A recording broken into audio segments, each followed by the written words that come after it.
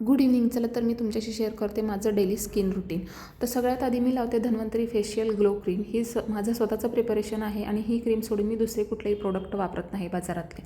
जर तुम्हाला लिंक हवी असेल तर मी डिस्क्रिप्शन बॉक्समध्ये नक्कीच देईल. ही क्रीम आपल्या चेहऱ्यावरती छान अप्लाय करायची आहे आणि जेंटल असा 1 ते 2 मिनिटांचा मसाज आपल्याला द्यायचा आहे चेहऱ्यावरती. हा मसाज दिल्यानंतर तुम्हाला रिलीफ तर वाटतोच, तसंच तुमची स्किन हायड्रेट राहते 24 आवर्स. तर तुम्ही बघू शकता की किती छान तुकतुकीत दिसतोय चेहरा.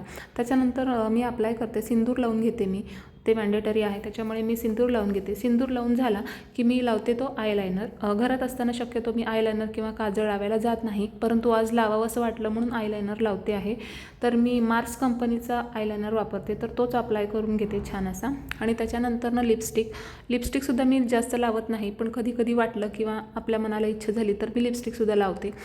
तर आता माझा लिपस्टिकचा कलर असा आहे की कॉफी चॉकलेटी कलरची ही लिपस्टिक मी वापरत आहे. तर ती लिपस्टिक अप्लाय करून झाल्यानंतर आपल्या चेहऱ्याला शोभा देणारा किंवा आपल्या चेहऱ्याचं सौंदर्य पूर्ण करणारा असा महत्त्वाचा भाग म्हणजे आपल्या कपाळावरची टिकली.